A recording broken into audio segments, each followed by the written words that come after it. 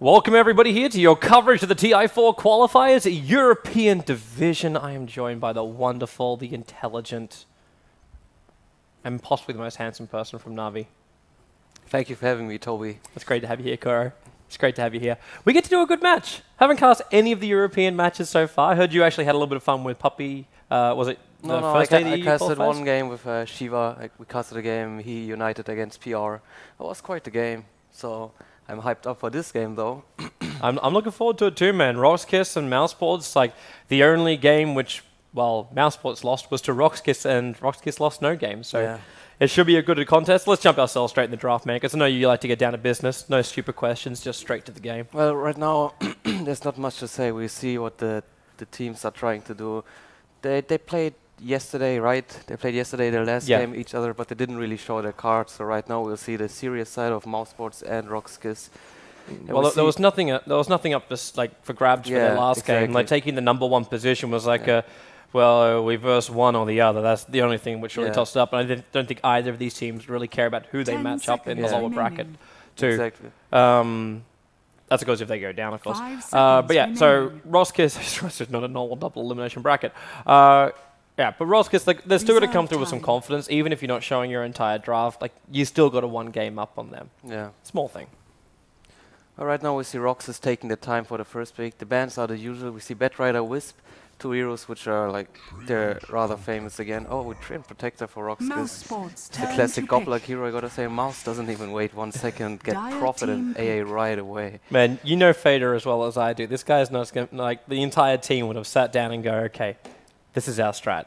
This is our plan. We know what we're going to do. As long as they don't like counterpick against it, you're all good. I think every team has been like, let's still look, like, I know I've been casting a lot of Chinese Dota of late, so if it's first pick Treant all the time. Yeah. Has the same trend been happening in the European qualifier? Well, Treant is in a weird position. There's some teams who rate him rather highly, and in some games you just don't see him to be picked or banned at all. And RoX is one of the teams that they do prefer Treant. I mean, they have the father of Treant in the team. So they have a lot of stress revolving around this hero.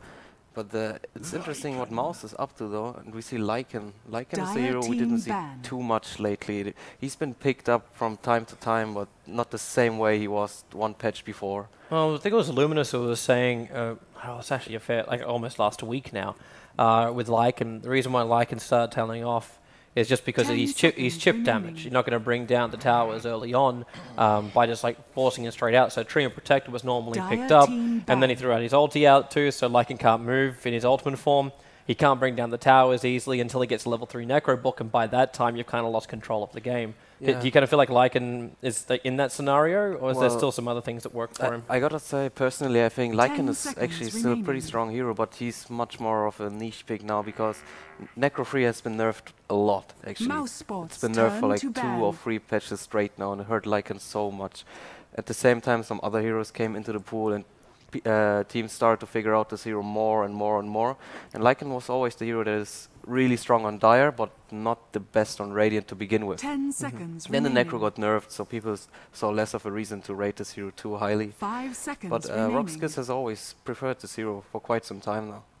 I kind of want to ask you this one too, because I saw a resolution do it, and I've asked a lot of people this question as well. Do you like the armlet build on Lycan? Do you like turning him into an early game fighter? I don't think I like it too much. I thought about it at one point, but it's like he will act as a carry then, but I would prefer other carries than Lycan having an armlet. It's a cheap item, you can do it, but I think Necro Free is still the item, if anything at all, for Lycan. Well, we'll definitely see how RoX is going to run it. Right now, though, Mousesports, they're kind of whizzing through their draft with the AA and Prophet taking no time to draft whatsoever. They go in for the 3rd pick, Wraith King, with the Ancient Apparition. The amount of times I've seen these guys combine this up with, not the Troll Warlord, I know they picked this up during the competition already, but Wraith King as well as Ancient Apparition really open it up for the aggro tri-lane, but adding the Troll Warlord in, he kind of like, he disappeared after Whirling Axes got shut down. Yeah, I think Mouz is like one of the few teams, if not the only team I see picking this hero actually. Troll is a hero no pro team prefers nowadays. He doesn't contribute much, he's not the best on lane. He's farm dependent, but Mouz doesn't care, it seems. They just how's he, okay, let's just look at it from a pure theoretical side. That how's it meant to work with the heroes that Mousesports currently have? Like, what's the advantage they get from the troll? I'm actually not too sure why they picked troll. It seems like a rather random pickup. They seem to have some idea. Maybe it's related to the last pick. We don't know. Maybe it's related to the Lycan troll. Like, if troll gets some armor up and some damage, he can take care of the Lycan. He can lock him down by himself pretty much. So we'll see what it is about at this point. With both Bane as well as Stream Protector, like, for me, that kind of makes it like Mousesports can't get themselves a kill up on that top lane anymore. Are they going to get bounced around between like Living Armor and Nightmare kind of problems for them? We have this classic situation of RoX having tanky or unkillable heroes till they get to a certain timing and push down towers. While Mouz has to try to be aggressive, and they like to be aggressive. They like to pick up AA Wraith King together. They're two heroes which are strong on one lane, very strong dual lane already. They can roam around together, pick off a lot of kills. But I think a lot of this draft is decided by the last picks by both teams. I think both teams, they know each other really good at this point. They probably studied each other, and they have their own ideas. 10 seconds remaining. So we'll see. Yeah. We see OD ban. 5 seconds remaining. It's a decent ban. I'm wondering then what that means Mousesports are running in the middle lane. If you take out an OD... I think it's the troll they will put middle. I don't see... It's a Fader troll? Probably. Because I want to try and find that draft, because I told Jory this morning, like, I kind of missed the last 2 days of the European qualifier, but I also know that Mousesports did run that troll. I'm gonna find it. I'm gonna find the details for you, man. So we can. I know that they picked troll once, but it wasn't in the qualifier. I'm not sure if they did it in the qualifier too. They played it against Fnatic, I think. They played against Fnatic. They had troll, Sven, Wisp. We have a troll up against MYM. It was the third last game they played in the series, and they ran troll, bounty, AA, Wraith King, as well as a Mirana. Yeah. In this game, we're going to be substituting out the Bounty Hunter for the Tide Hunter. And we take out... Well, actually, then again, is it the Tide Hunter or is it the Nature's Prophet? No, it's going to be a Tide... No, it's a Wraith King support, it seems. Or Tide support. So it's a weird situation. The Wraith King was played by Misery in that one, and Fader was the troll. But I know like Mousesports have been bumping the Wraith King around a little bit. Yeah. So sometimes it's played by core, sometimes it's played by support. Actually have 3 players who switch between the Wraith King. It's between Picard, Fader, and Misery. Let me see Earth Panda. Earth Panda's on the rise lately. I gotta say that RoX do have quite the dangerous heroes. They can push down towers really quickly. Yeah. Another thing you were talking about just a moment ago, like the tankiness of them. Yeah. Like Lycan's a beast in the fight to try and kill off, and even Brewmaster. Like, oh, hello, let's change our overlay. But yeah, you look at a Brewmaster, and if you can't kill Brewmaster off straight away, he's just going to split. And so far, the only control I see coming out from Mousesports is either Ravage, Hellfire Blast, or Cold Feet, and we can't really rely on Cold Feet or even the Bash, which you do get from Troll Warlord. Yeah. You can't really rely on that to control a Brewmaster to stop him from splitting. Yeah, well, the funny situation in Dota is sometimes one hero counters another hero, and sometimes both heroes counter each other. And it's the case for Panda and Tidehunter, actually. Both heroes counter each other. On the one hand, Panda's ulti is really good at controlling Tidehunter. You can Cyclone him up with his Yule spell and just try to deny his timings. Delay his Ravage, but at the same time Anchor Smash works on the Panda split, so the Fire Panda goes down quite quickly, deals no damage, you can gush it down. So it's one of these situations. But since the Tide is support, it's much easier for the Panda to take care of him. 30 seconds to actually, it is. It's something which I kind of always forget about, like that Anchor Smash and just how much problems it creates during team fights. Anchor Smash is actually the spell of Tidehunter. It got buffed the patch as well. It's 60% at damage reduction. And it's just no joke. I think Mouz was gambling on this Tidehunter to get this hero. I can't believe too. Like it's a physical ability.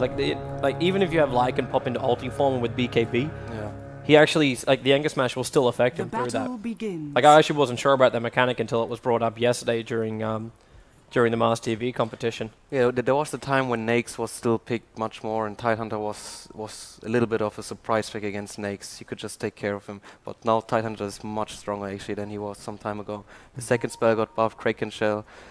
So did Anchor Smash. Basically, it sounds like it's the easiest hero to play in the game right now. Well, he's actually quite comfortable to play nowadays, gotta say. Well, let's actually check out our lanes, man, because we're already underway. So Fader will be playing that mid solo troll Warlord up against Solo himself as the Brewmaster. Down the bottom lane, it's going to be Pycat Nature's Prophet up against Sidoy's Puck. And then up towards the top lane, it's aggro try versus defensive try, even though the two supports currently staring each other off. It's Pass as well as Misery, who are the supports from Mousesports. And they're coming up towards the top lane. They'll be babysitting MSS, who's the Wraith King up here.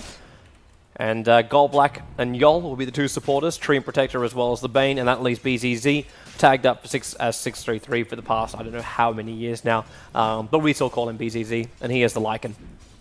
Yeah, at this point, Mouz has actually the advantage on the tri-lane. They have so much burst damage. They have slows, they have minus armor, they have everything at this point. And actually Mouz is really reliant on this Wraith King to get some items.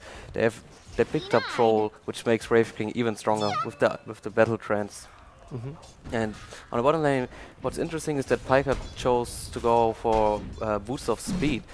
I think they expected the puck to be bottom, but he got the boots anyway. I'm not sure if it's the best choice, but maybe he has some idea with it. Well, top lane, there might be some trouble for Misery. Then again, he's Tidehunter. So they actually stun over towards BZZ. He put up the Anchor Smash, and Misery with a lead. He's dropping him low, but MSS cannot finish the job here. But Misery, he wants to come back in again for another Anchor Smash just to try and keep the rest of this creep wave away, because MSS is already way too low. But they do manage to pull down at least a creep wave and a half worth of farm and experience for themselves. I'm saying that's a great thing. Aggressive, I gotta say. It was quite aggressive move by Mouz. They lost a lot of HP, but they got flares, they got tangles, they regen up. They made their RoX a little bit scared. I think Pycat, like the reason behind the boots first is just because he's trying to get into phase boots. That's something I've seen Quoit for do a hell of a lot as well. Yeah. Because whenever you just like, he seems to give like, I don't know if Fader is like, Pycat's just taking a leaf out of that book, and yeah, it is going to be phase boots. It's just a simple, I want to dominate the lane, so I need my base damage for it. So he can also chase down Sidoy a little bit. It's actually a really strong choice, I do agree. But I think what's interesting right now in this game is that Troll Warlord is actually dominating the Earth Panda. I'm not sure if that should be the case, but he has triple the CS at this point. How the hell has he managed to achieve that? I think it's there's a huge outplay by even through Clap, you should be able to find all of those last hits. It's Clap, and then you have the Drunken Haze, which you can spam on the Troll Warlord, and Troll is just reliant on his last hits on the right click. But he's just doing it. Yeah, Fate is spamming out a hell of a lot too. Like between whirling axes as well as range axes, like it's not doing the damage it used to, but obviously it's still giving Solo that mischance potential. Yeah. But they can both make each other miss at this point. The never-ending battle of people that just can't hit people. This is the battle of RNG. So on top lane we see there's some trouble. There's some neutral creeps. RoX just want to take care of them, but Mouz doesn't really let them. You see passes moving up and down. He's making sure he's leeching the experience out. And like the Mouz heroes, they're all level 2 at least, and they have a really good situation. It means that they have 2 spells on Tidehunter, 2 nukes which they need, they have 2 spells on AA which are really useful, and they have the life leech from the Wraith King. And while Bane is very reliant on getting level 3 to get the Brain Step up. Brain Step level 1 is not the best, but he spotted out a haste rune. Let's see what he can do. On mid lane, there's Fader. He's quite fragile at this point. He might go for it. Once the bottle comes in, Fader won't be as fragile. So if he tries to run towards the mid, he's not going to get it. And in fact, he's going to need that haste rune just to escape. Yeah, he's getting scouted out. And first slow and then haste runes away. Okay, this is... I don't think Fader even cares about that. Yeah, and the bottom lane is quite even, but Pycat is soon gonna hit level 6, and I think when he's 6, there's gonna be some kills on top lane. What do you see? Misery's already in there right now with the Gush. Anchor Smash, Hellfire Blast, and Prophet does TP in. So Gold Black, the Cold Feet's gonna trigger out, and Nature's Prophet's already got the first blood. So Mousesports, they're off to a very confident start. Yeah, didn't even have to wait for that 6, man. That was a really nice gang. Didn't even need to wait. They just saw the situation. Gold Black was a little bit out of position, and was just very nicely done. And they just go push the tower right away, which is the right choice. Once this tower is down, Lycan can't go there actually anymore, and he has to go to the woods. But the top tower is actually the most important tower for Dire if it goes to the woods, and they're just going on the Lycan. Too easy, man. It just seems way too easy, because BZZ's going to go down right now. Living Up, protect him, or maybe not so easy. Seedoy, the perfect dream call. Pycat actually going to go down as well. BZZ still hiding inside the tree line. MSS, they may have brought down this tier 1 tower, but they're about to lose their Wraith King. The Puck, in fact, gets the last in there, so Seedoy with a double kill. That Dream Call doing some serious work. He's going to orb himself down. Didn't actually jaunt onto the back of Pass, even though he did actually hit him with the orb. But that's 3 for 1. Roskiss, best rotation Puck could ever have had. That was really clutch by Seedoy. He just turned this whole fight around. That TP just saved them so much. But they did lose the tower though. But the Puck TP, it was just so needed. That was a really good move by him. Well, for now, Mousesports have to go back to the lanes and try and repair the damage which was just done. Suppose at the same time they were holding the gold advantage and still technically do because of the tier 1 tower, but the experience has dropped down about 1.5k, which is to be expected. Yeah, I think Mouz will try to keep controlling the top lane. They know their biggest fear is pretty much just Lycan getting fed. And since the tower's down, it's much easier to control the woods of Dire. And they try to roam around, get some pickoffs. We see A is moving mid. And there's a little chance to kill this Panda actually. And he's going... A is moving around a little bit. Troll is just staying on his lane. Misery's getting levels up on Tide. They really want the level 6 on Tide Hunter. Man, they can't kill Panda though, can they? Like, even like what you want, Chilling Touch on that one, you have to have the stun with the Prophet ulti hitting exactly the same time. They do need the Wraith King for the kill. I think so too. Well, for now though, at least Mousesports, like they've switched themselves up while Roskiss is scouting out for them, and they put the Tide Hunter. Like Misery's getting all the space in the world up on the top lane while Lycan goes jungle. And there's very little Lycan can do up against a Tide Hunter anyway. Yeah. And then Fader just continues his farm in the middle lane. He is still the highest net worther on the board, but not by much. Like, it's only 100 gold that's giving him that spot. No, I think Mouz's strategic choice is very interesting. Instead of putting more pressure on top lane, what I expected, they actually chose to level up 2 supports. We see A on the bottom lane, he's pulling, he wants this level 6, and we see Tide Hunter on top lane. He's given a solo lane, but you know, they try to get level 6 on him as well. Well, I gotta say, these 2 heroes have 2 of the strongest ultimates in Dota, so they're very reliant on these ultimates. They just try to take it a little bit more safe. They know Troll has no trouble in mid lane, he can just farm up. He's actually leading the creep scoreboard at this point. Cedo is coming mid. He's about to try and gank up on top of Fader, and Fader, well, he's already used those whirling axes, and then with an easy rift, and also like a Mouz coming in. The snipe by Pycat. Dire's courier has been killed. That was really well done by Pycat, making the best of the situation. He saw the courier TP'd right away. Hilarious thing is that you do even consider that a worthwhile trade? Like, you just took a courier for your mid solo. The courier is actually worth more than 1 hero kill. Yeah. It's the courier is worth as much as the tower, but actually more, since towers they're just resources which are gone at some point, but couriers, they're always there. So they're like extra resources in Dota 2. Roskiss, this is failing for them. They try to go in and take Roshan, and now Misery's going to come in and see that Roshan's chasing them outside of the pit. It's out half-life. Because Roskiss came in and they just de-watered up. So it already flagged the fact they'd go in there, and they must have also spotted the fact that Lycan had a Vladimir's offering. Yeah. Speaking of which, we now actually lose BZZ from the game. I think Mouz was trying to get tight to level 6 before the Roshan thing is happening. I mean, they did expect the Roshan coming up. They have a Lycan, he got his Vladimir's. So they want level 6 on both supports. That's too much to get. They want to get level 6 on at least Misery, so they have Ravage. And when they have Ravage, they can just control this whole area. It's very hard for Roxkiss to go in there. 8 minutes into the game, there are no BKBs and stuff like that. So they can always deny the Roshan. Like, they just have to walk there, and Roxkiss pretty much has to run away all the time. But they do have Prophet. So that means what he can do is he can always split push while Roxkiss tries to do semi-Roshan, I can say, and Mouz will move in and move out, pretty much just poke them, while Pycat can just do the job of Nature's Prophet, push the lane. He actually has his Midas now. He's gonna probably buy it at any time soon. Well, as long as he doesn't die during this fight, then it'll be possible for him to probably do so. Yeah. We just find ourselves in a bit of a stalemate. I'm a little bit concerned the fact that Gobblake's so far away. Like if this does erupt right now, then Gobbler's going to take some time to get down there. Yeah, it's not a problem. Both teams they will just try to poke each other. Like they can't run in. Like Mouz can't run in onto RoX, and RoX can't run into Mouz. So all what Mouz wants to do is they don't want him to snipe the Roshan. That's pretty much it. Well, that's a bit of a concern when Yol's internet is dropped. Yeah, it's very sad. Technical issues. I don't know if that's meant to be a might be here in 2 minutes or a must be here in 2 minutes, because the rules are pretty strict in the European matches, where you're forced to micro the hero after 5 minutes has passed.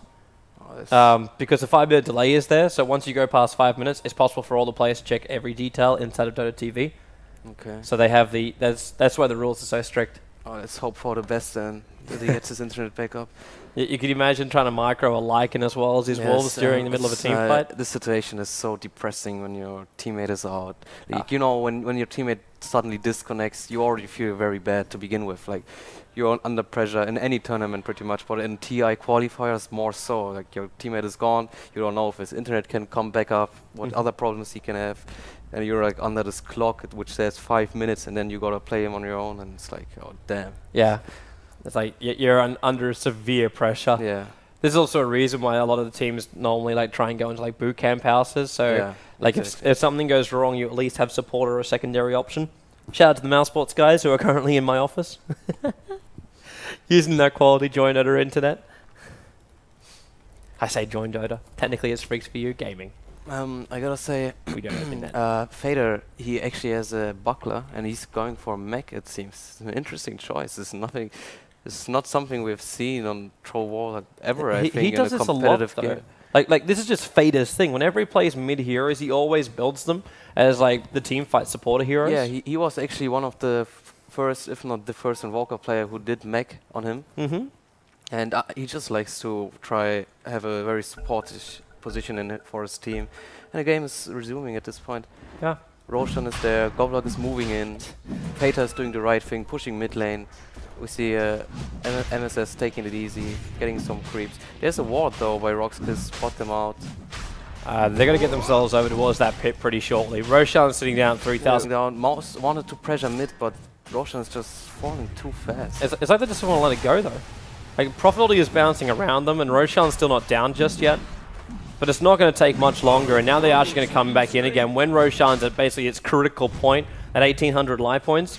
Misery's just going to have to walk himself straight in there if they want to stop this. They see Goblok and going to focus him. Hellfire Blast with a puck, already with the Dream Call, and Misery's actually gone down. BZZ pops the oldie form, and he comes out to fight on top of MSS. So it's already a double kill for BZZ. The Brewmaster's already getting split too, searching for Fader, and he's now knife net up. They have to wait for him, they pull him back out of it, and then Fader will also go down. The buyback has come from Misery, but he's just given up on this one. While Pass is going to die, or should die. One more attack there from Cedo, you cannot reach him. The Sprout holds him in position. The Gush follow-up now, living armor with the Anchor Smash. They can get through it. And it's lucky for the Ancient Apparition he was able to survive through all of this. And Roshan, 1,200 life points, but Misery's coming back. He's got level 6 now. He's got level 6, but he cannot get in. The Nightmare is actually going to delay him long enough that Roshan does go down. And now Mouseballs probably have no desire to fight this. They may know Brew ulti is down as well as the Lycan form, but up against the Aegis, they're not going to take the risk. Yeah. It was really well done by RoX, because they just were patient about the situation. They kept hitting Roshan. They were just waiting for Mouz to move in. This is what they wanted. In any situation in a war, if the enemy is forced to move into you, you're just in a winning position.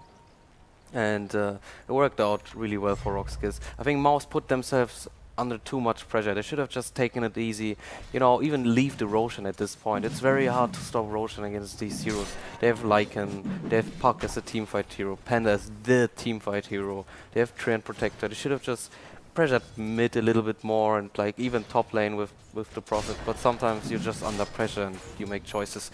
They made this choice. In the end, they killed the Puck at least, which is pretty good for them. Prophet is getting a lot of items.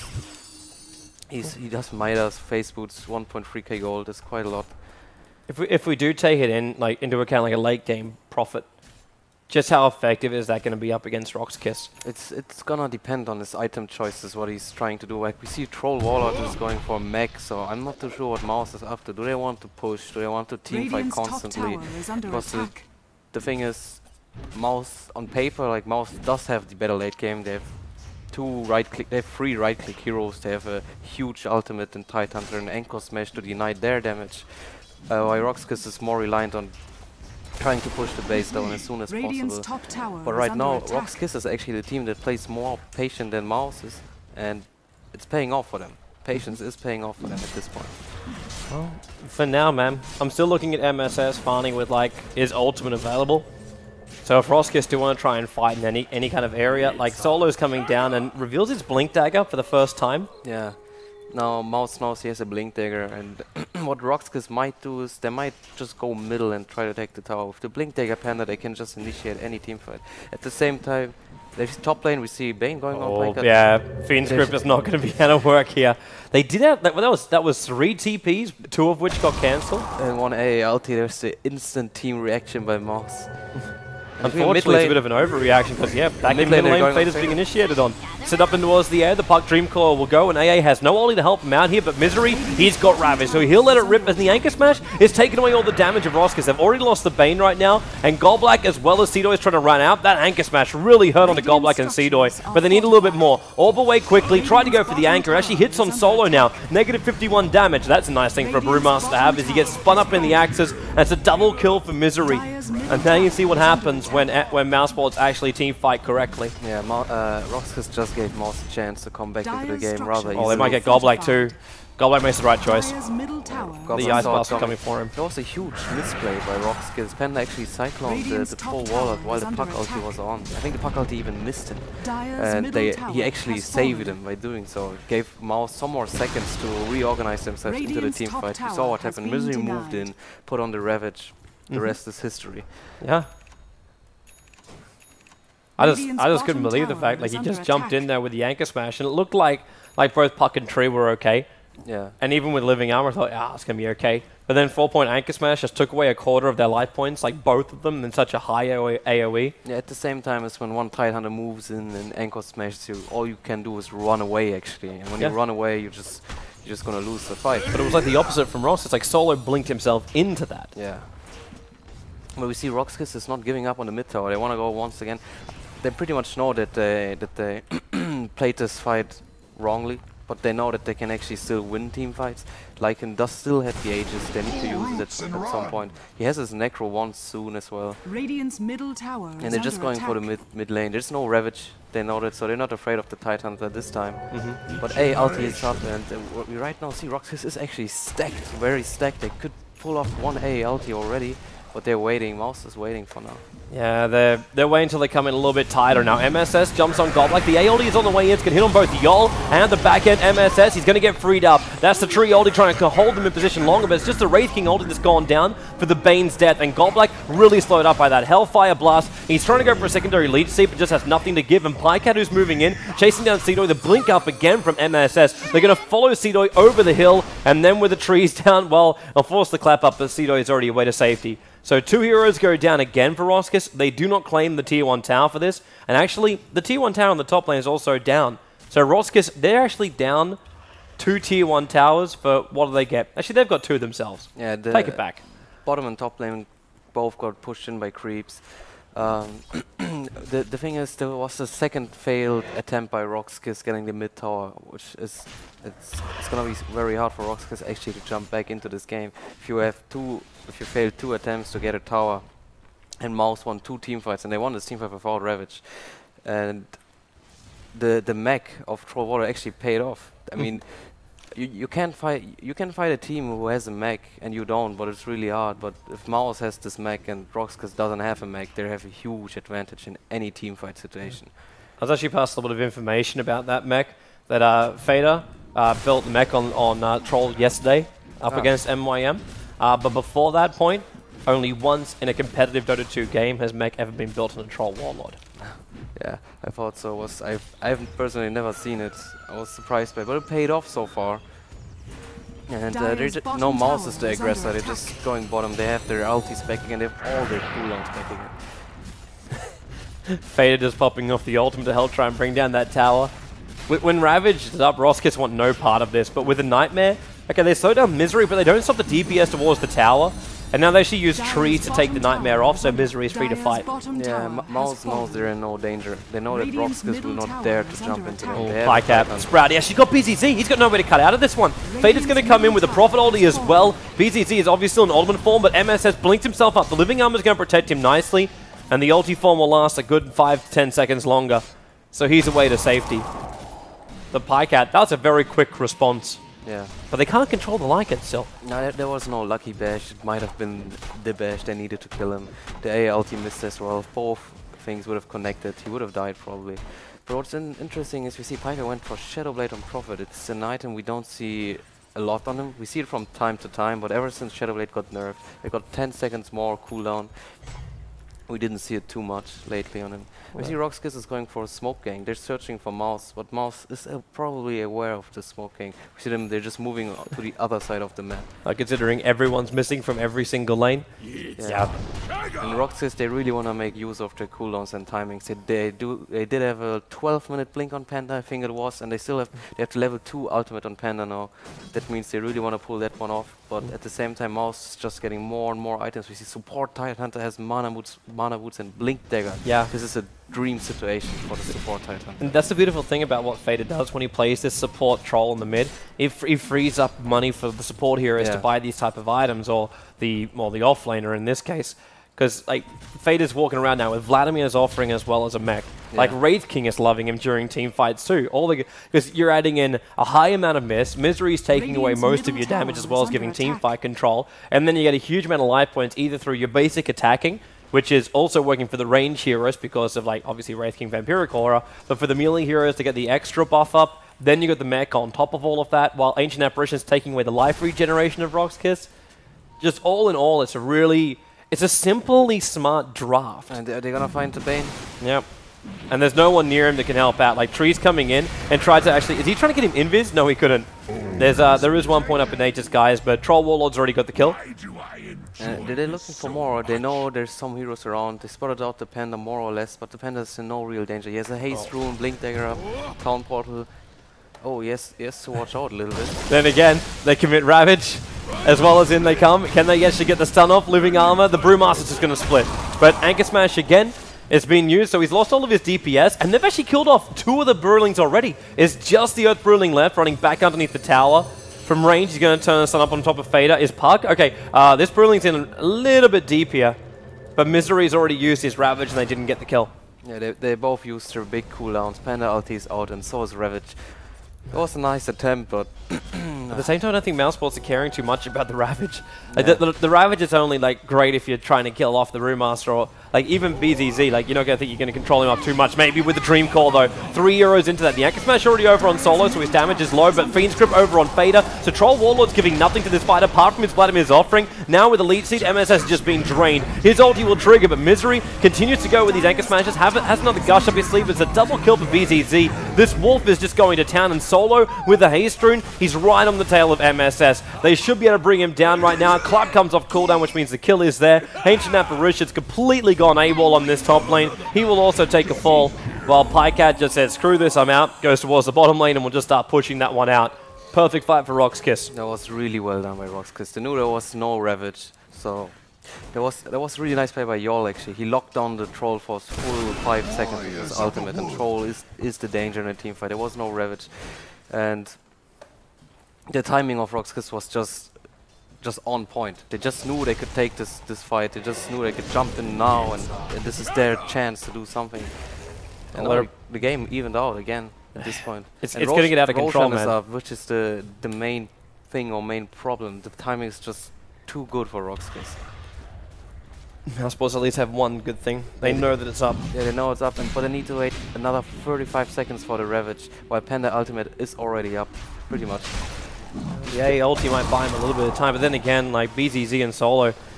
Oh, actually, it is going to matter for them because Yol's under attack here in the middle lane. So Whirling Axis and the Anchor Smash. Well, they won't need that for the last hit. But Cedoid jumps in again. Another 3-man call into the Brewmaster Clap. Pycat's in trouble. Shadowblade unable to go off because he already used it to jump himself into this fight. And the Tidehunter set up in towards the air. So no Anchor Smash still happening here. Ravage, 7 seconds until that's back off cooldown. And they're focusing MSS in the meantime. He has no Anchor available to himself, so he'll drop down. Where is our Tidehunter? He's still in the middle of the fight. Goblak's hanging over towards the side. Sentry Wall is down so they can see this. The Ravage, it only hits on 2, but they can see Goblak there. Another Ancient Apparition is going to fly in. That's going to kill off Goblak and bring Solo critically low here. A couple more hits and he'll end up in just shattering, which he does do so, giving Pass a double kill. There's still the Necro units causing some kind of problems. Pass, looks like actually someone took the last hit from that, took a little bit of damage. And Pycap, okay, this is ballsy if they think they can do that. They can't do that. No, they can't. They just want this Roshan to be removed from the map at this point. Because they know if RoX has a chance, they will just snipe the Roshan. But right now, all they can do is try to push out lanes. Pycat is already TPing on top, trying to push out the lane. Tidehunter is dead. He got taken care of in the team fight pretty nicely by the Brewmaster. He cycloned him up, so he couldn't do the Ravage or anything at all. And you see the power of Wraith King is dropping immensely if he doesn't have his ultimate. And at the same time, he's only level 9, which is quite a problem for them actually. There's too much of a situation of Mouz trying to get farm on many heroes at the same time. Prophet is trying to get farm, Troll is farming, they made space for Misery's Tidehunter. And the 4th hero, that is Wraith King, who is actually a core hero, has found problems in finding some farm. But we see RoX, because they're just doing Roshan. They know there's no danger. Yeah, because Mousepaw's like, they took one fight without Ravage, they're not going to do another one. Yeah. And technically that last one was technically like a half fight without Ravage. But they do the right thing, man, in my mind. Like, Pycat knows what he needs to try and take this fight. He's just trying to get into a side device, which means he has to be greedy here. They have to take money away from these supports and levels from these supports. It keeps all the lanes pressured out, which means RoX just can't 5-man ball with his level 3 Necrobook Lycan. Like, they're not going to do such a thing. As long as Pycat can make sure they get a bad trade. And like when you got an Aghanim Scepter over on solo and level 3 Necrobooks, you know RoX want to fight. They want to push out. Yeah, RoX has quite the timing for themselves right now. They have Aghanims on the Brewmaster. Lycan has another 2.8k gold. That was pretty close for Pycat. Yeah. It's a good thing he used his TP scroll and didn't wait for his normal TP ability. Yeah. They thought he Shadowbladed and TP'd out. That's why the Sentry Wall was smack bang on his TP position. If you look at what RoX is doing, they put 4 wards pretty much on the side of Mouz to control the woods, control the whole river, and they're going for the bottom tower. Mouz already took the top tower. They know that they're going for the bottom lane, but I'm not sure if Mouz wants to fight this. I think they'll pass. They do, man. They can just push top lane anyway. Okay, there's ALT is going on bottom and they're pushing top. Yeah. Yeah, because they're attacking a tier 3 tower when what is RoX getting damage onto a tier 2? Yeah, RoX is afraid of the Tidehunter, so they can't fully commit. But Lycan and Panda is enough to. Misery's TPing back now, but it's too late. The tower's already gone. BCZ pops the ulti just in case they are going to initiate in. They know that Bane is not around. They know that he's top lane. You got the Sprout. You got him BCZ. He's actually locked in here. They're going to try and protect him though. Living Army does come up. And then, Wraith King. Very aggressively jumping in on top of Solo. Even though they knew that RoX only has 4 heroes, they still didn't want to commit this one. So you can see what kind of pressure Mouz is putting themselves into. Like, it was a 4v5 fight, but they just didn't want to take it. Pycat's only 800 gold away from having his Scythe. Yeah. Lycan is pretty close to his BKB as well. And Puck is on his way to get his Scythe as well. You see Pass on, he's shooting his A ultimate just to be a little bit annoying. He knows they're probably around the Ancients, and they are in fact. And he's also close to his Aghanims. And Wraith King went for Armlet. So he's lacking so much items actually. He needs BKB up for sure. And the Necro Free just burned off his mana. The Treant ultimate doesn't let him do anything. Panda can make him drunk or whatever. He's still walking around with a wand though during the team fights. As long as he can hold on to 15 wand charges. I say as long as he can. Yeah, it's true. But actually the biggest strength of the Wraith King right now is the slow of his ultimate. This is pretty much what he can do. Yeah, which basically means he must have mana. Yeah. And he also must die. Not properly though. RoX is taking safe position here. They know if they stick around with 4 heroes to 5 heroes, they're in no danger at all. Like, Mouz can't do any pickoffs. So what we see is, Prophet has the freedom to farm a lot of things, and he's actually doing so. RoX, they're just trying to find their timings. They're trying to find certain positions for themselves. They're trying to see how Mouz is moving. Problem is that they can't move that freely. Like, you saw in the middle lane, they threw AA ulti as well as Prophet ultimate, and they clean up the creep wave entirely. Yeah. So the push from RoX, it's just not there. Like, this is the ultimate rat at the end of the day, because you're still playing with enough global abilities, and your team fight's still strong enough if you fight from a tier 3 tower that RoX, they're going to feel like they need a lot more before they move high ground. Like BKB on Lycan, that's great to have, but that's true. They're just searching for team fight outside of the base, and but Mouz is aware of that. But Mouz is making the best of the situation. They're farming part of their woods, of the dire woods. They're farming their own woods. They're farming their own ancients. They're farming 3 lanes. While RoX, you see, they're stuck. They're in kind of stuck position. They haven't dared to farm much of their own woods. They haven't farmed much of their own ancients. You always see 2-3 heroes stacked at one point, sticking around. They just want to fight. And Mouz is an aggressive team. Let's see if they take the bait and want to fight as well, because all Mouz can do right now is actually split push. They can trade towers. They've traded towers so far. Mid tower just goes down. Radiant's middle tower. The strength of Lycan. And that was only Lycan too. Yeah. Like no one else from RoX even hit that tower. It's just him and his necro books. Which means RoX, if they do want to try and force this, they've got to try and, well, I'd say force it now. They're gonna try to make some damage. They have necros up for another 15 seconds, but I don't think they want to commit to the fight. Just want to make the best out of the necros right now. And the summon safe. They're probably back off soon. Someone will TP bottom. There's no chance of Piker dying. He's going back to farm. We see Misery is farming so much actually. He's pretty rich too. He has nearly 3k gold, and he's support Tidehunter. When you actually go for Titan, like I've seen 3 Tidehunters in the last week, and every time it's been Refresh Orb as the next key item. Yeah, it's pretty much the item. I mean, like, Tidehunter doesn't actually need any items. He needs Blink Dagger to get this a nice ulti off in the team fight. He needs mana boots, and that's pretty much it. Everything else is luxury for him. So why not go for Refresh Orb? I think it's a good choice here as well. But he went for the Plate Mail. Probably trying to get Shivas, which is a really good choice as well. Well, he's already the chaos maker during a team fight. Yeah, I mean, the title of Shivas is one scary thing. I mean, he goes in, he's gonna slow everyone.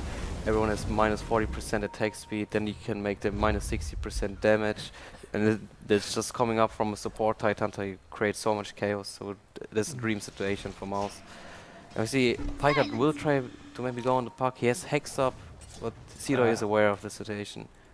If he just delayed his backup just a little bit longer, and that A ulti was able to connect. Yeah, it was a thing of 1 second. If everything would have happened 1 second earlier from our side, this puck would have been there. But we've seen this thing too many times in Dota. And RoX, now they finally found the fight they want to take, and Mouz really has to be careful. They should be backing up from this one. This is what RoX wants. This is what Smoke they're revealed searching Misery. for. He's not going to blink himself away. Actually, he started to go for the Ravage, but he got 9 men up. Now the Ravage will go. It keeps Sol and Yol back out, and they actually focus on the Bane. They brought him down to start with. Sido got himself another 3-man coil, while Fader copying a lot of DPS, but he pops his own BKB as well as Mech. So they bring the life points back up again. Lycan did still kill off the Wraith King a second time now, and Fader, he's on the run out of here. Low on life, Aeol is going to hit on top of BZZ, and he just tries to turn to as much damage as possible to get a kill here.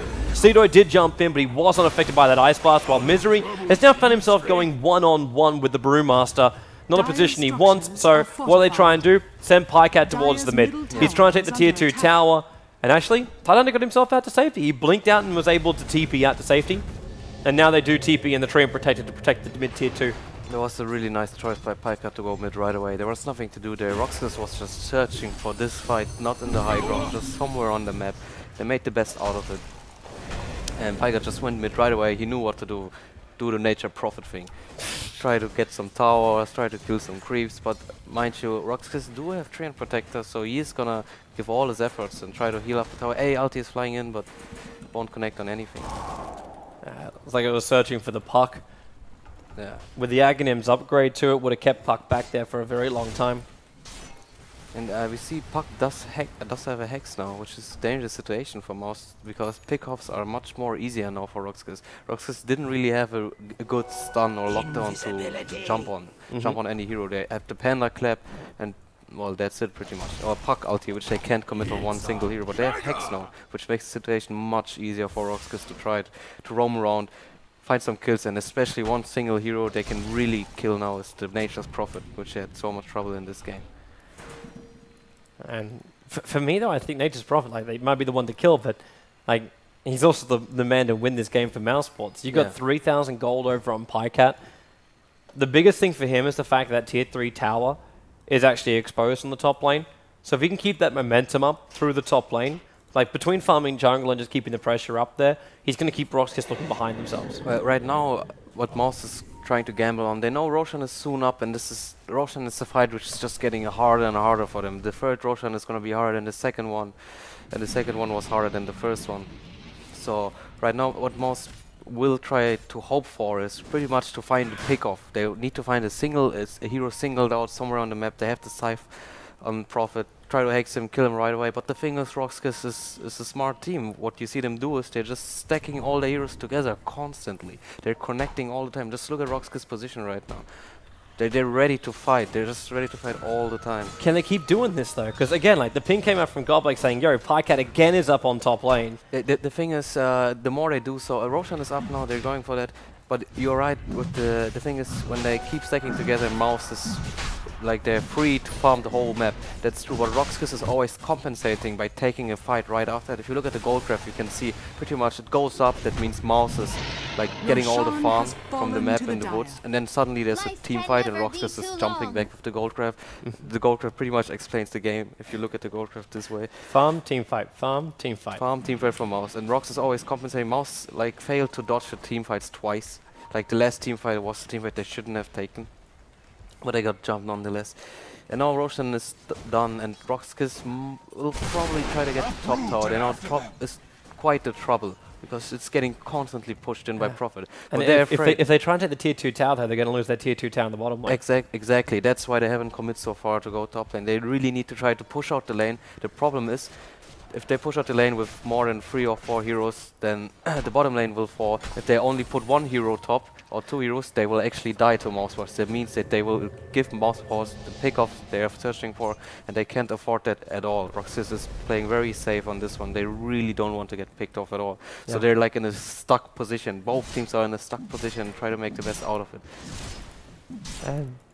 So for now, they just get to bounce themselves around the map. For those guys that also have tuned in for the live stream, they don't know who I'm casting with. I know we don't show it on our overlays here for the EU hub, but I'm joined by Kuro.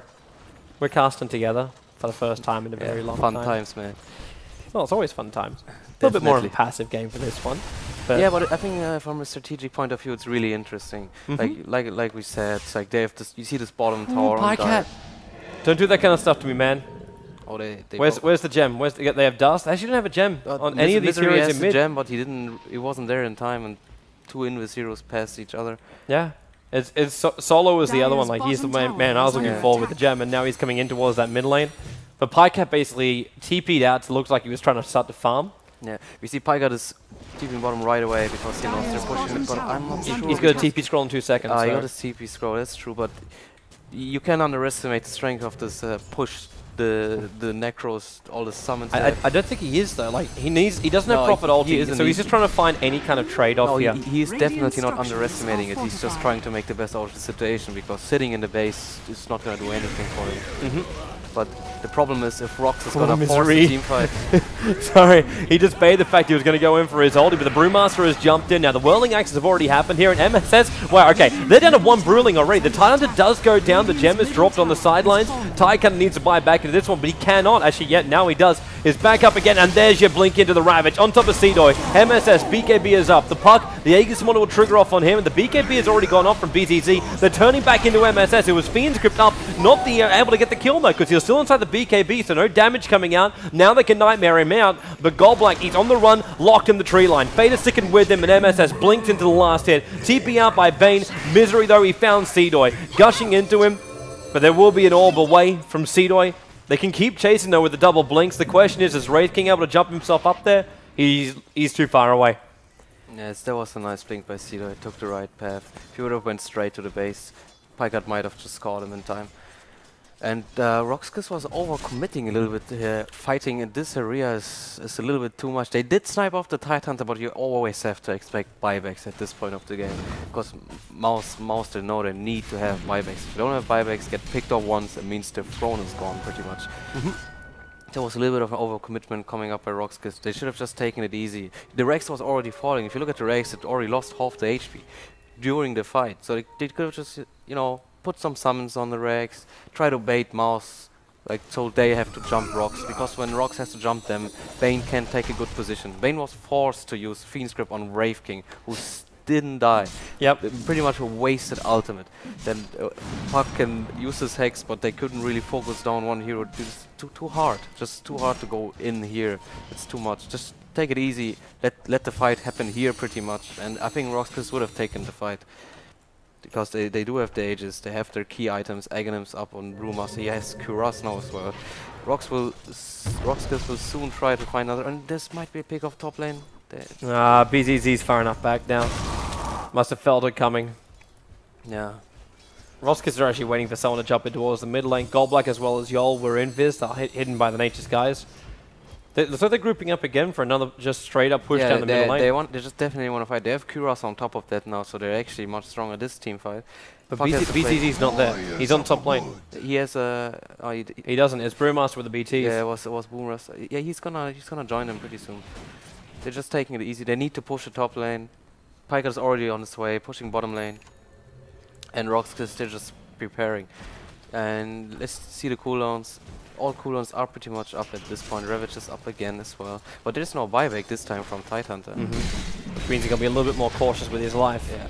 At the same time though, like Roskis, okay, the Lycan has just arrived, but the creep wave on the bottom lane, it should be enough to bring down this tier 2 tower if Roskis keep this fight dragging out. Yeah, Mouz, they're just chilling. The Necros are up now, that means Roxas is going in. There's no fortification, blinking for the Ravage right now with the Anchor Smash. MSS, he's looking for the stun. Fiend's Grip again from Yol. It's on MSS, they've got to bring him down, but at the same time, they've already lost 2. MSS, he is going to die, but it's just the Ank. That's all it is, and they're getting through the Brewmasters. There's only one Storm Bruling left. If they can kill that off, they can get the kill. So they leave Yol to die to the Cold Feet, and further down, the Earth Bruling is there, is back into the real solo, blinked himself up towards the high ground, and he will escape, but he is the only one, and then Pycat instantly wants to capitalize into the bottom lane, attacking into the tier 2 tower. That was a huge rush for Misery. He pretty much won the whole team fight with that one. RoX just didn't see it coming. He just jumped right away, got 3 heroes, A ulti, got in, everything connected. Treant and Puck, they just dropped right away. There was nothing for them to do. That was just very nicely done. There was this situation they needed. If Roxas would have positioned themselves a little bit better, it would have been so hard for Misery to get the right Ravage off. But he saw the situation. Misery is very clutch on these timings. He just saw it. He didn't even wait. This team he didn't probably even say anything. He probably just jumped right away, because he would have said like, I'm gonna jump, it's already too late. He's jumping and he's doing it, and nicely done by him. The second you see him go, it's like, okay boys, yeah, we know what we're doing. We know what we're doing. There's the Dota blood in them. They know what to do. Pygat is still being an annoyance on the bottom lane. He's been trying to get this tower down for quite some time now. He did get the mid tower. And this is the last tower Roxas have. And on the Mouz side, we have their last tower on the other side of the map. I kind of want to see Pycat like just go into a Desolator so we can actually get through these towers. I know though at the same time that probably something like a Mjolnir is going to be better for him. Just to actually put like the protection onto MSS, or at least like the proc potential onto MSS or Fader. That may be even better. And I also couldn't actually believe the damage which MSS did just before and then when they were taking the tier 2 tower mid. That ulti from Troll is up at level 3. He just popped that off and the tower was gone in a matter of seconds. Yeah, it's true. The Troll ulti does make him quite stronger, and he got his levels. He got his level 16 finally, which was really needed for him. And we see Pygat is just steeping top. He's just gonna clear the creep wave. He's actually pushing up mid as well. Yeah, Pygat is doing a really good job this game. He's just everywhere. He's using his teleport constantly. He's always on cooldown. He's just doing action on the map, putting pressure on Roxas. And Roxas is in a very weird spot, I would say. Like, they don't really know what to do. Like, they know what they have to do. They have to try to get the mid-racks. But at the same time, with the team fight, they just lost the team fight, right? So they know if they lose the next team fight, Mouz will just snowball so hard, and there's no comeback for them. See, I'm worried that Roskis like one team fight, yeah, they could lose it out. Like even if they get mid racks, is that even enough? Like Nature's Prophet's in a position right now where pushing the side lanes once he picks up, uses his 5.8k gold. these lanes are going to be pushed even harder. Yeah, the mid race does help quite a bit, because when the lane pushes in, what they can do is they can finally just go bottom or top lane, just keep pushing all the time while mid creeps do push in. It's true that it's not enough to win the game, but it will give them some good advantage. Now, what RoX will do is, or will probably try to do is, they will try to find a good team fight situation outside of the base again. RoX's schema has been like this. They try to find fights outside of the map. I mean, outside of the base. Well, their only option now is going to be Roshan. Yeah, exactly. Mouse have been denying him every single time. Exactly. They're gonna try to wait for the Roshan. So what they really want is that Mouse actually goes there and they take a team fight, win the team fight, take Roshan. See, I don't think Mouse will even go there.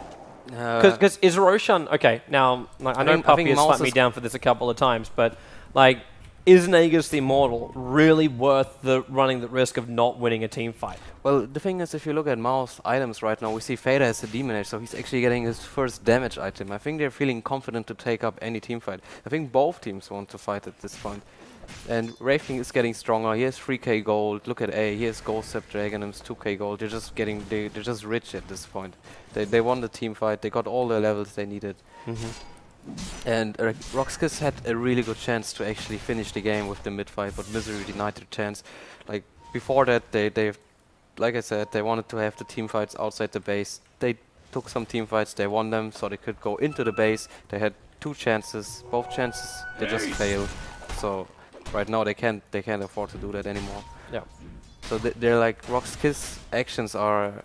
They're led by Mouse. They're dependent on what Mouse is doing, which is the worst situation you can have in any game.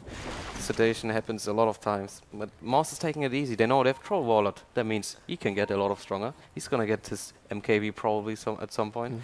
He's just saving for the buyback. There's no point to be risky. Tidehunter got his gold back again. He's actually not too far off from a Shiva's guard. Then Prophet has 4.5k. He bought Demon Edge as well. And how much is Roskis waiting? There we go. Finally there's the Roshan, and look at the instant movement.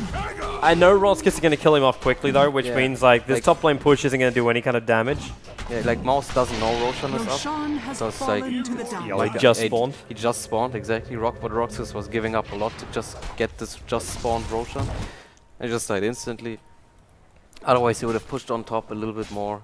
Man, you actually see how much they gave up too.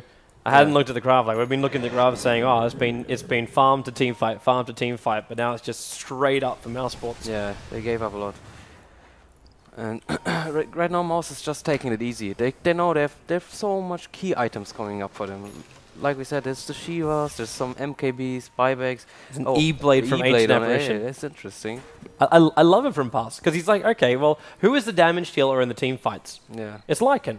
So he can actually protect his own teammate if he needs to, or he can just stop the Lycan in his tracks. Like at this point, we also gotta say Past is actually doing a really good job in this game. There've been some ultis missed, but it's really hard to hit ultis on a super fast Lycan, on a Puck who will jump around, on a Treant who is constantly invis. But Past, he's only died once in this game. He has the least deaths, and he's an AA. He's probably the easiest hero to kill actually in this game. What he does have the least, he has 2 big items coming up for him. So far he's doing a real good job. This is what I'm talking about when you see like Pycat spend his money, you see how fast that lane pushes out. Yeah. Took about 5 seconds to clean up the creep wave. Actually, A but the momentum that's pushing in. There's the Aghanim's A ulti on top and the Prophet ulti. That's quite the annoyance for RoX because they don't have a pipe. They do have mech and the Treant heal, but they can't really commit for more. And there's just a simple tower trade coming. I don't know if I'm not sure if that was the right choice from Mouse side, because they had no reason to lose their tower. But I guess they just really want to kill this tower. Like, this tower has been there, they've been trying for some time. Yeah. Sometimes you get angry at towers. So they've done the job. I would take it from the other aspect where Pycat's just like, can we get rid of all these outer towers now so I can finally split push properly into the tier 3 towers? Maybe they've been thinking like, well, now that this tower is gone, we can finally contest the Roshan after 45 minutes. So that's true. Fourth Roshan belongs to Mouse Sports. Yeah. Take your bets now, peoples. So anyway, right now both teams they're just farming. There's nothing more to do, to be honest. They're too afraid to do any cocky moves, to do any run into the opponent moves. They're just both waiting for clutch situations. The problem is there's not much more items coming up for RoX because there's no single item which makes Treant more dangerous than he already is. There's no item. Bane can get his BKB, but that's it. It's not too much of a deal. Lycan he's getting slowly stuck on items. Oh, he actually sold his Vladimir. He got Relic. It's gonna be a Super Basher coming up for Lycan. Oh, they're coming in for Puck. Prophet's going to TP in with the A ulti and the Hex. Cedo's going to move down, but he's got hit by the Prophet ulti as well as the range. So Puck's on the sidelines for 70 seconds, and because he just bought Shiva's card, no, he's still got the money for it. Only just, though. Yeah. He was 100 gold away from not having buyback. Yeah, I think he probably knew how he can spend his money, had some reliable gold left over and all that stuff. And finally Mouz got a pick off. We were waiting for that so long in this game, and now we see RoX is crumbling apart slowly. Because RoX they're actually losing the game, like by every minute they're losing 1% of the game, you can say. Very slowly, but just sometime. They're aware of that. They're pro gamers, they're very smart players. And if that happens, if you pressure yourself like in this way, when you know you're in a losing position, what happens? You start getting picked off. So after like 40 minutes, Mouz finally got the pick off. I think it was probably the first pick off they had with the size of Wise. It looks like Mouz are about to try and push in through the top lane too. No, they're coming back. They're just pressuring RoX. They're just pushing top. Then Prophet goes to the Ancients. He can almost buy a full Daedalus with the remaining money he's got. He's gonna save some money for the buyback, no matter what. But he does have one item to sell, so there's that. I'm not sure if he's gonna go for Daedalus. There's a lot of good choices. He still might go for the Mjolnir. Probably not at this point of the game. But it's a good item nonetheless. Full AC. Yeah, and Wraith King, who's been really behind on items all game, the potential is huge on him, right? Since there's so much more items he can get, and he's got this AC now. It means he's just getting stronger and stronger. He can get so much stronger in this game. I want to ask you a question, man, because this was something which was like it's not even really game related, apart from the fact this hero's been picked in this game. But it was something which my viewers were debating yesterday. Is it better to have an Aghanim Scepter on Nature's Prophet or a Refresher Orb? I think they're both pretty bad item choices, but Aghanim's is much better than Refresher Orb. I'm pretty sure about that. Like there's some points of the game when you can go Aghanim's on Prophet in pro games, but nobody prefers to do so because it's just one item slot which goes away, and the stats are not too much needed for Prophet. And we see smoke by Mouz. Look at the line drawing. And I think also, like, Mouzsports realized, like, Fader realizes just how good his TP out then was. Yeah. Because he broke the smoke of Solo. They might find Goblock, or Goblock might find them, rather. The Hex. I mean, yeah, Hex as well as having the gem there. They had perfect vision and control over Goblock. And he is actually down for... Actually, no, he's also got buyback.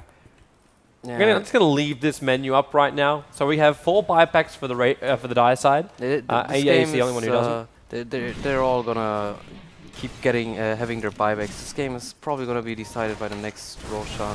When the next Roshan happens, means when the next fight will happen. And that team fight will pretty much decide the outcome of the game. And Mouz is looking really good for the next Roshan. Mouz actually look like they're about to push into base. Yeah. They're not even going to wait for Roshan. Oh yeah, they really want to know it. Yeah, because Prophet's adding a lot of pressure towards the top lane. Now Fader and MSS did their work in the mid. Remember, we've still got that oldie from Fader. So when Fortification is down for RoX, it's possible that Mouzsports can just obliterate a Ract. And if you do see, like, okay, Pycast now going to spend his 7.7k gold and buy Satanic by the looks of it. Either that or Heart, and is it on Courier? It's going to be a full Satanic for the Nature's Prophet. Yeah, it's an interesting choice. We're not seeing that too much Satanic on Nature's Prophet. Usually opts to go for like more damage items, damage all the way pretty much. But it's a cool choice, I think. Like he knows, like the only guy who actually deals damage to him is still Lycan. Like all other heroes, they're not too dangerous for him if it comes to a fighting situation. He's going to get to a point though where he's going to cap himself out as far as items go.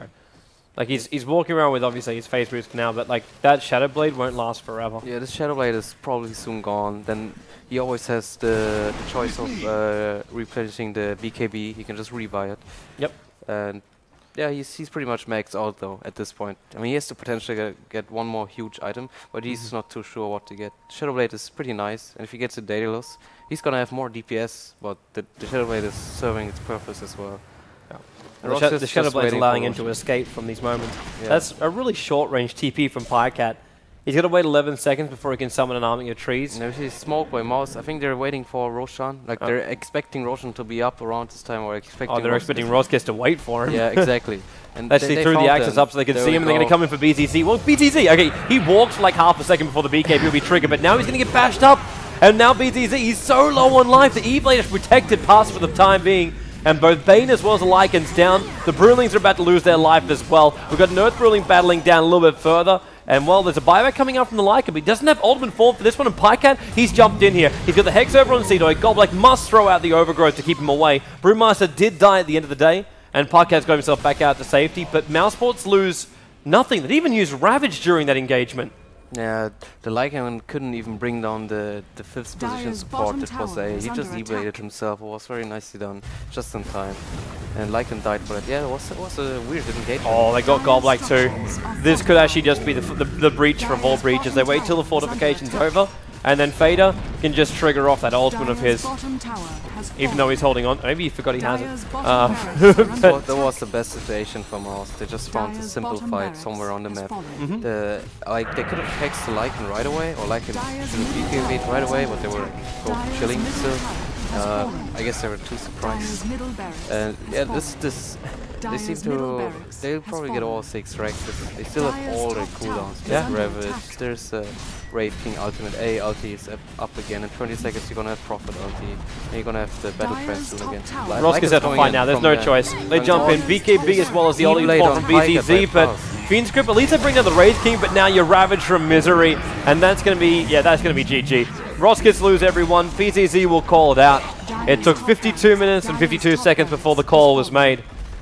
But the victory will go the way of Mousesports. So they're one game up here in the best of 3 and 1 victory away from going directly to TI4.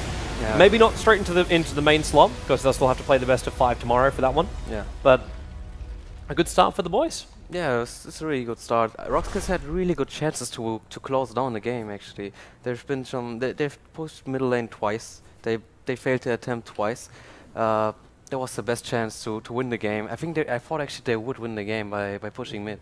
Like, I saw it coming. They had the best timing they could have had. They had like all the time they pushed in mid lane, like the tier 3 tower just got like obliterated. And you're like looking at the melee racks at half life, and you thought maybe now they could do it too. The first time they already had a really good chance to do so. Then they overcommitted a little bit. Okay. The second time they still had a really good chance, but Misery just denied their access to the racks right away. It was really well done by Mouz.